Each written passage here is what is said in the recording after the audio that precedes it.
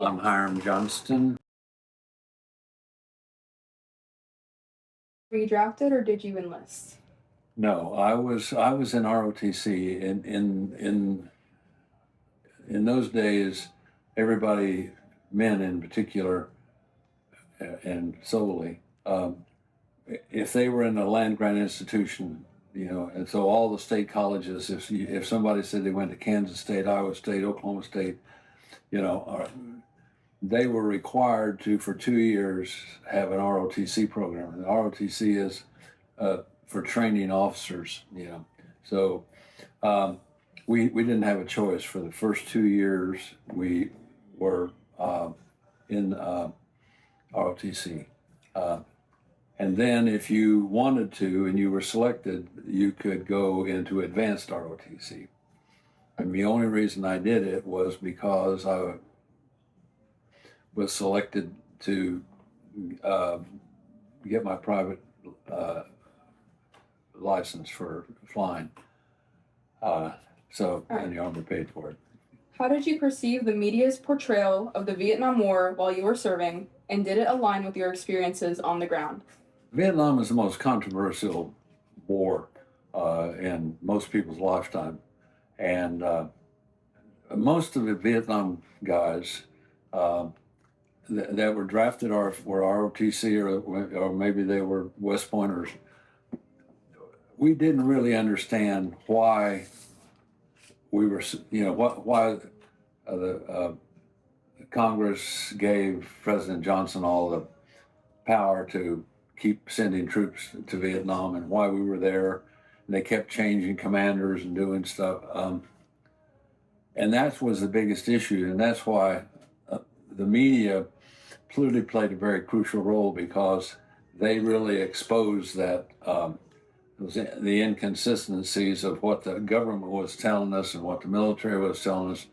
And once we got into the conflict, nobody had the gumption to say, "We've won, let's go home." They just kept sending more troops and more troops and more troops. And it wasn't, on college campuses and various other places. When I came back, I mean, there were demonstrations everywhere about the war. What was your primary source of news about the war, like newspapers, radio, television, or letters from home, and how did it shape your understanding of public opinion? Well, two things. One, when I came back, I went back to graduate school. So I had access to newspapers, the New York Times and the Washington Post and so on. But I was so, psychologically, I felt it was best for me not to get myself involved in the agonizing over the war and why we were sent there and whatnot. I thought the best thing I could do is just put my head down and study mathematics and get on out of there.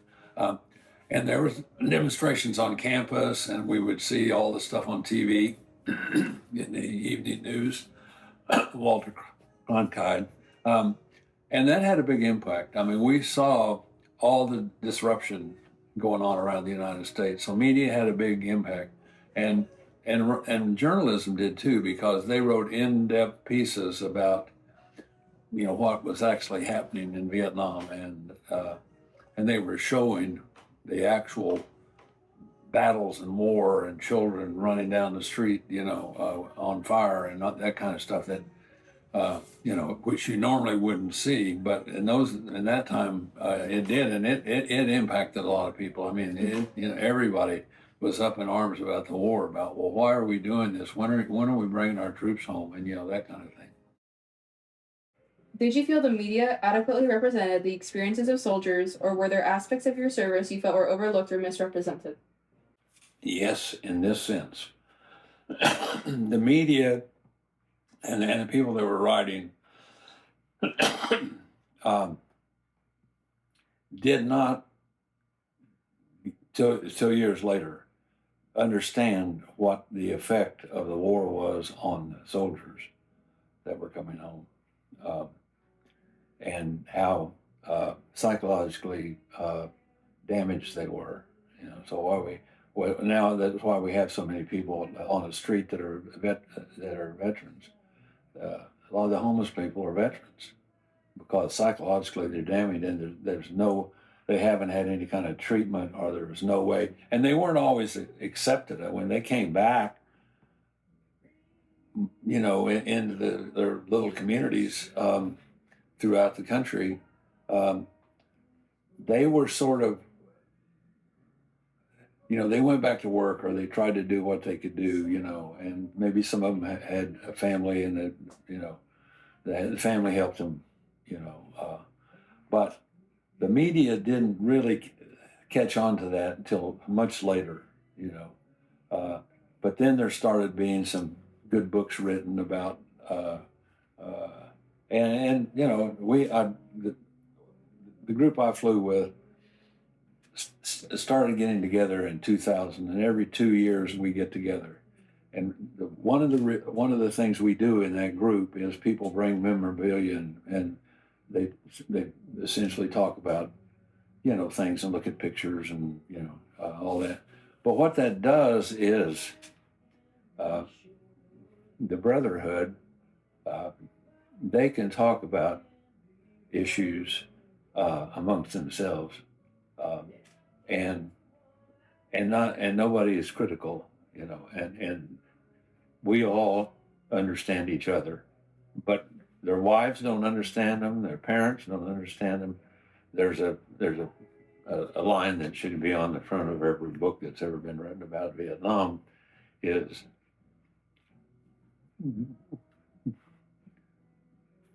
the soldiers that came home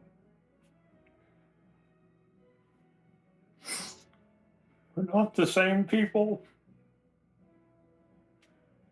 that that left. We still have people that are having to go to the VA office uh, twice a month for counseling that, probably, and, some of them have turned to alcohol, some of them got into drugs, some of them, and, why, it's not understandable by me why some people, it got over it and internal, it didn't bother them so bad, and other people, we have people that were mail clerks and were inside of a compound almost the whole time they were in Vietnam and are all screwed up, and they weren't really out in the trenches. They weren't, out with, but occasionally they would, got exposed to it, but it had a big impact on them. They saw, everybody saw a lot of death. I mean, when I would come back and land, occasionally the helicopters would come back with the troops, the medevacs, and they would stack the body bags along the side, and then they would go through and try to decide which ones they thought they could save and which ones they thought was going to die. And and these were 18, 19-year-olds. Looking back, how do you think the media's role during the Vietnam War shaped its outcome or the way veterans were received upon returning home? Well, it had a big impact because the American people didn't understand the war either, and they saw the atrocities. So the first thing they wanted to do was to blame the military, and uh, and that was the hardest part. That was the hardest part. People sort of looked down on the Vietnam vets because they didn't understand why they couldn't, well, why can't they just go back to work or straighten up? Why are they, being so different? And that just turned a lot of people sort of against the Vietnam vets. And it wasn't until probably the last 20 years that it's dawned on people. When they put the Vietnam Wall in, in Washington, D.C., and people